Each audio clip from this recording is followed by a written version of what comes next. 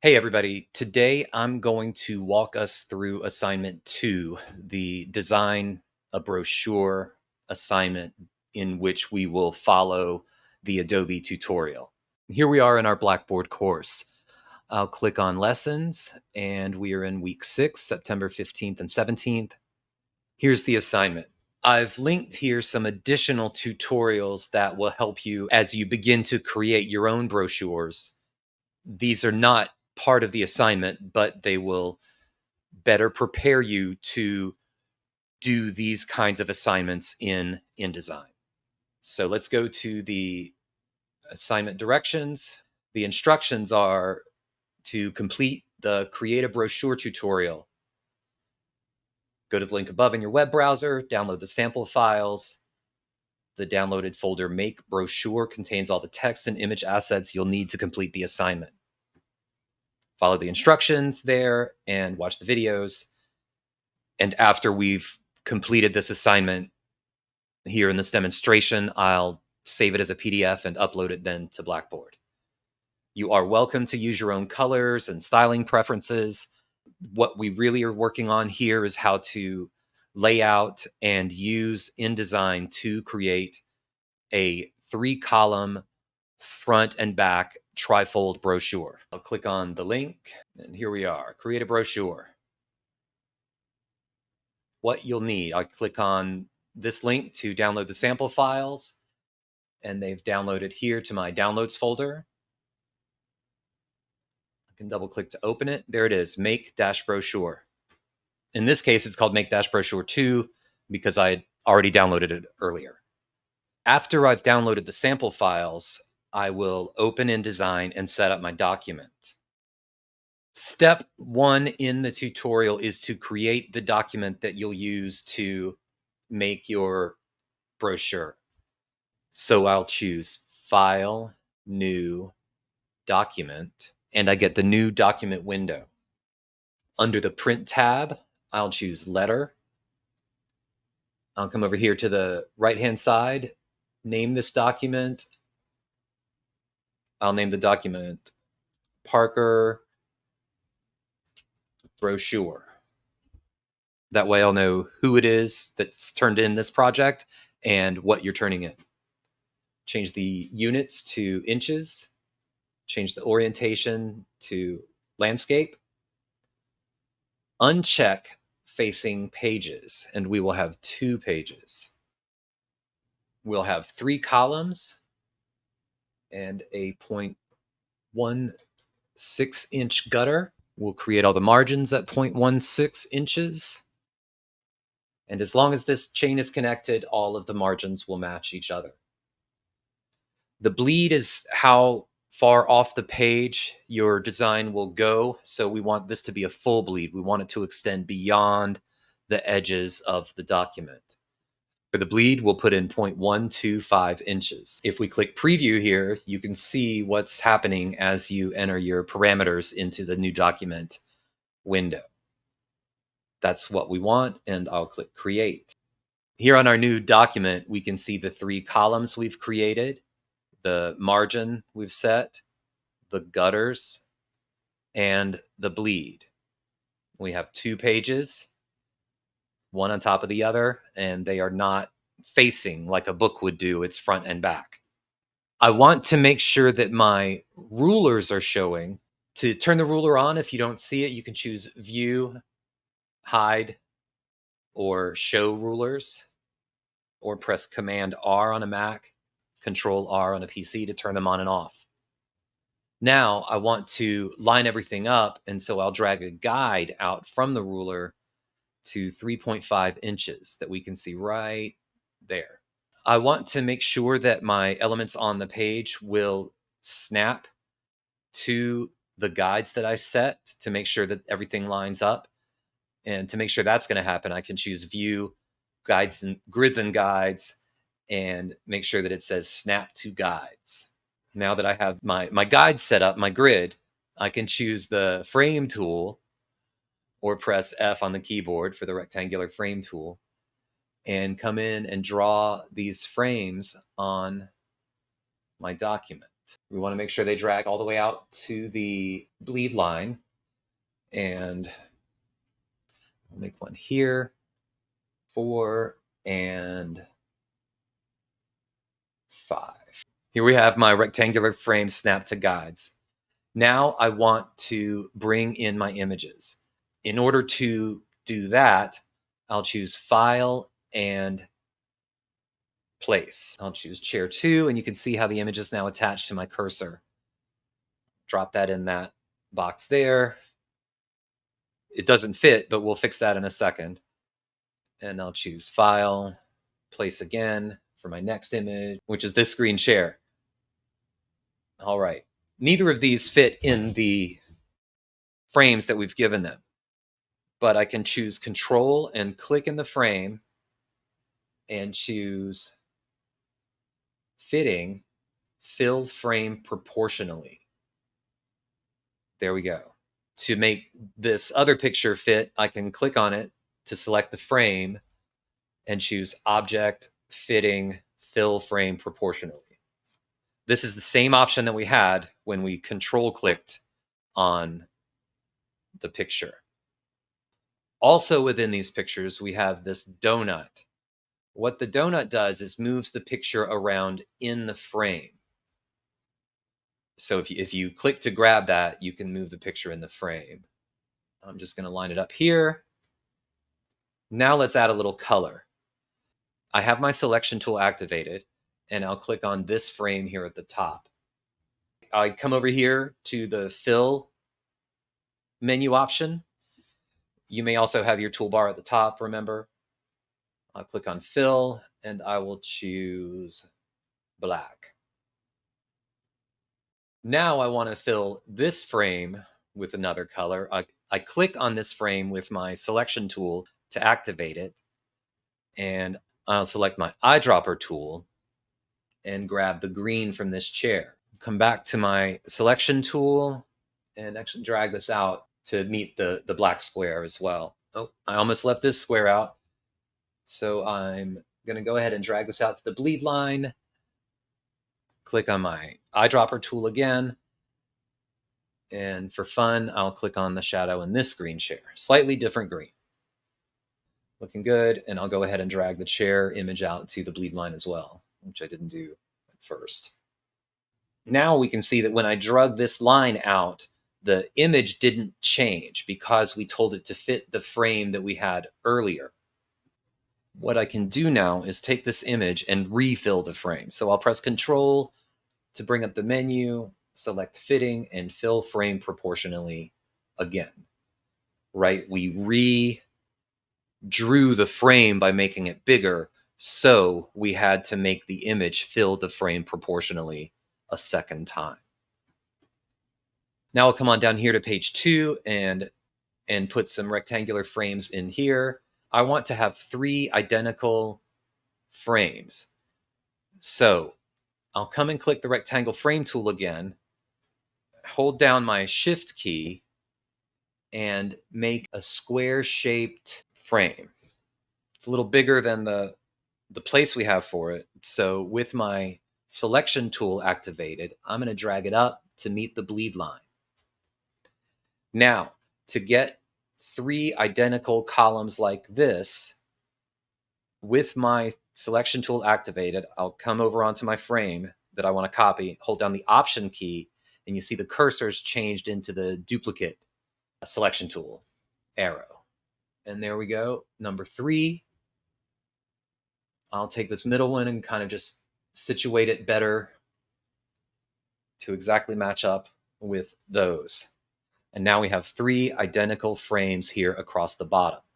I want to add pictures to these 3 frames. So I'll choose File, Place, and I can hold down my Shift key to select all 3 of these chairs. Open. Now you can see the cursor here has that number 3 next to it, meaning it has 3 photos loaded. Now just 2, and now just 1. Okay. And I can make all 3 of these fit at the same time. So I'll use my selection tool to drag across all three. All three are now selected. I'll press the Control key, click in any of the images, go to Fitting, and Fill Frame Proportionally. All three of them resized at the same time. Now I'm going to come up here and put in the schematic. I'll press the rectangle frame tool again, draw myself a frame, choose File, Place, and I want to put this schematic in. I've dropped that in and it doesn't fit. I want to be able to see all of this image, and so I can press Control here, same situation. I don't want to fill the frame here, right, because that would crop some of the image out. I want to fit the content proportionally. There. Now I have all of this image within the frame. However, this frame comes all the way out to the bleed line, meaning that this edge of the image will be cut off. So I'm going to resize this frame to fit within the margins of the page. And then I have to refit this image again. Fit content proportionally. So fit will put the entire image in the frame regardless of the shape of the image. Fill will expand or crop the image as needed to fill the frame to its edges. Let's go ahead and save this again. Save as Parker Brochure. InDesign 2024 document while we are working on it. Save. And now that we've done that with the couch schematic, I noticed that the bleed line that we have on these frames at the bottom is too wide. So I'm going to reshape those as well to fit within their spaces. I clicked on the left side one. I'll click on the right side one. And so what I'm doing is now moving these to meet the margins. This is the craftsmanship that we talked about. Fix your mistakes before anybody sees them. I want to make sure too that all of these are the same size. So I'll drag this out to make sure that I still have all of them the same size. And now again, I have to resize them. Fitting, fill frame, fitting, fill frame, fitting, fill frame proportionally. Another thing that I've noticed is that I drew these original frames too tall, too square. So for these two that don't fit the sort of format of this couch here, I'm going to press Shift with my selection tool to select both of them and click to drag them down to this level.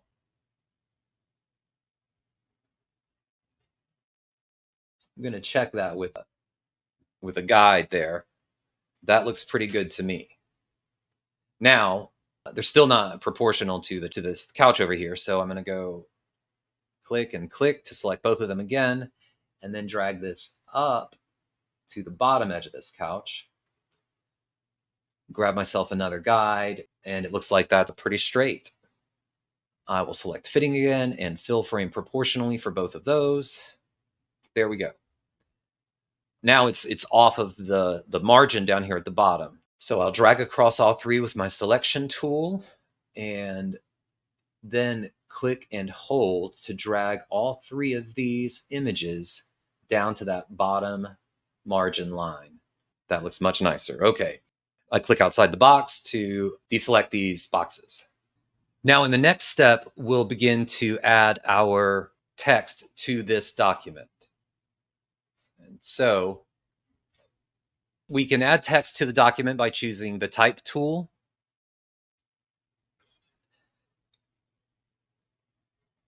Or pressing T on our keyboard. And so the first step here, I'll draw a text box outside of my document and type, "Living well is the best revenge." Now I'll choose the V key and drop it right here into my frame. And I can't see the black text on the black background. So I've double clicked to select that text. And over here under fill, I'm going to choose white. Click here. Now I can see that text. Now down here in the bottom corner, I've drawn a text box outside of the page on the pasteboard. I'll type in the word Carson, click on my selection tool again. Now I have this text box with the word Carson in it, and I can drag it over here to where I want to place it in the document.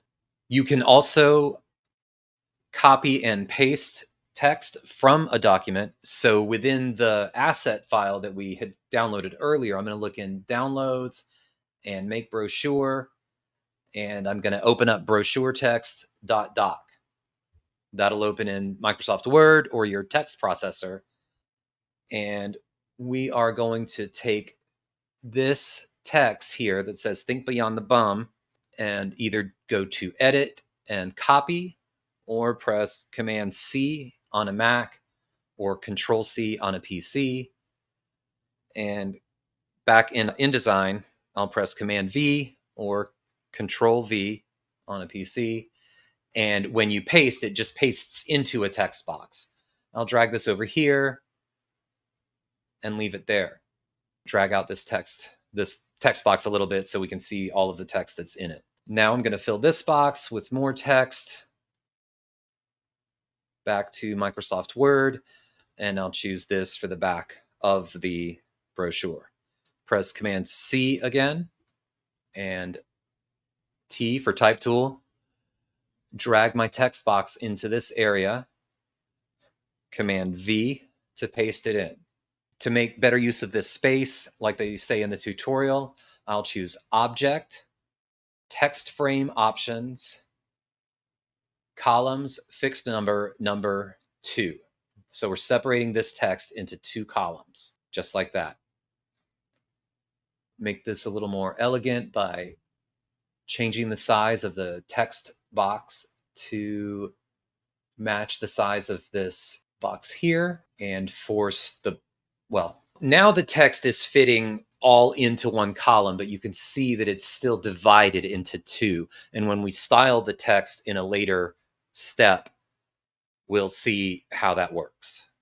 And here on page 2, we're going to add the rest of the text. I'll choose my Type tool and draw a text box across all 3 columns. Make sure to resize that to fit within the margin of the page. And we want this text to flow across all 3 folds of the trifold brochure. So again, we'll come to Object, Text Frame Options, and choose 3. Remember that we had set this document up originally with 3 columns, and now we also have to define how many columns we want the text to flow into. So really we have a document with 3 columns and then a text frame on that 3-column document also with 3 columns. Now that we've created the 3 columns of text, I can go back over to my Microsoft Word document and copy this across 3 panels for the inside spread. Command C. I'm in my text tool, and Command V. You can see that this text also doesn't flow across all 3 columns that are there, but there's the cursor already in this column.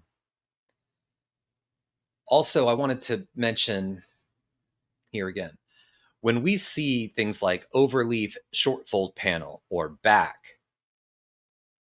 or inside spread or cover, your definition might be different than that of your client. So always clarify the language to make sure that everyone understands what's meant by things like cover and inside spread. You could even do it visually, defining those words with arrows to make sure that everyone knows what goes where. So clarify language when you can. Now let's go ahead and save this again. I'll press Command S, or I could press File, Save. Notice that when you make a change in your document, a little asterisk pops up next to your file name here in this tab that shows you the name of the file. And when I go to File, Save, that asterisk disappears. So if you see that asterisk up there, what that means is that you have unsaved changes in your document. Okay, We've saved our brochure. Now let's style our text. Double click to select Living Well is the Best Revenge. In this design brief, the company, Carson, has said that they want to use two fonts, Acumen and Kaluna. And as we remember, we have access to a huge font library from Adobe. I know that I don't have either of those two fonts that the client has requested, so I'll choose Find More. And I know the names of the fonts are Acumen, Acumin, and I'll choose Acumen Pro. Here on the right-hand side in this menu, you can see the little squiggly lines say Show Similar Fonts. Clicking the star will add it to my favorite fonts, and clicking the cloud with the arrow in it will activate the font. All 18 fonts in this Acumen family on my computer. And so now I have Acumen Pro available to me in my font list, and I'll click on regular Acumen for this text. Then for the body text, I will select all of it. Come over here again to my font list, choose Find More,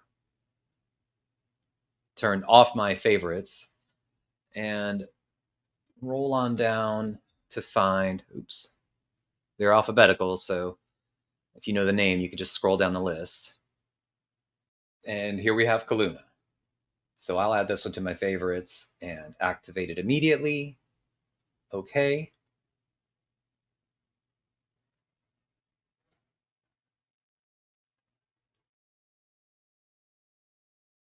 Make this Kaluna light. And we will change the font size to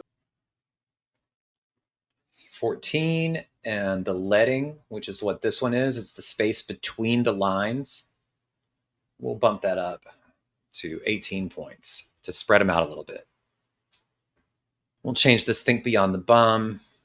We'll make that semi-bold to create hierarchy. Now I'll select my selection tool again, select this box, click the T on my keyboard, and click and drag to select all of this text. In order to easily see the two I want to use, like under my Find More text menu, I have my star and I have Kaluna right here. And I'll choose light for that as well. Bump the size of the text up to 14 again. Make the leading 18. I'm going to put another line return in here to move the Carson offices over here to the other side. And that's looking pretty good. Come down here to this Carson. And again, under Find More and Star, I find my Acumen Pro. I'll make this one bold and bump it up to something like 20 points because it's the company logo. Oops. I clicked the V key without deselecting my text tool. So Command Z to undo and click outside of the document. Here again, I'll choose V for my selection tool or click on the selection tool at the top. Click into my document to select everything there. Command A or Control A to select all of the text. And under my text and Find More and the starred stuff, we'll go with Kaluna, regular. I'll leave it at 12 points, but change the leading to 16. Remember that the reason I'm making these leadings is to give it a little more space, give the text space to breathe. Remember, it's going to be on a brochure, right? So it's a small space already, and so we need to give the text as much space as we can to make it legible. Another thing you'll want to think about is I'll select all of this text again. You can see I have a single line up here. That's not really great. What we can do is sort of play around maybe with the leading to get us out away from that line. Or if we've already stuck with the leading, I'll come up here to my selection tool again. And in this case, maybe I'll bump these text boxes to be slightly smaller or slightly larger as needed until we get it the way that we want it to be. I think that's okay. I choose File, Save again, and let's move on. Now that we have our text styled, we just have to add a few more pieces and we'll be done. I'll click my selection tool again. I'm going to resize this text to make some space for my company logo. I'm going to click off of it to deselect it. Then I will choose File, Place, and choose Carson Logo and Open. Now you can see I've got that logo attached to my cursor. I double clicked on my image to select it, and now I'm going to make it a little bit smaller and keep it proportional by holding down my Shift key. Now I can come over here to these text boxes and start to make some style changes in order to get this to fit the way I want it to within these boxes. Need to change that leading. Bump this up again. I think there's a better way to lay this out. For the purposes of our exercise today, this is what I'm going to do. That's the way I want it. You know, I could have just followed the directions in the tutorial more explicitly, and I wouldn't be having these same kinds of layout troubles. But I wanted to do it my way, and that's the way that I did it.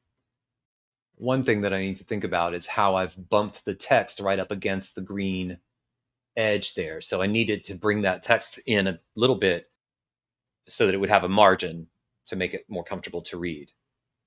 On the next page, I want to put a horizontal line across. So I click on the line tool, and I have my cursor here. To make a straight line, I'll pull down the Shift key, click, and drag all the way across the page. You see I can move my cursor wherever, and as long as I'm holding this Shift key down, it won't do anything but be absolutely straight or at a 45-degree angle. I've drawn my horizontal line. I need to create a stroke on it or else it won't be seen. So this is my style of line, solid. And I'll make the stroke 0.5. Click back on my selection tool. Check everything, read over everything. I'll choose View, Screen Mode, Preview to have a look at how it'll look in print. Very nice, looks good.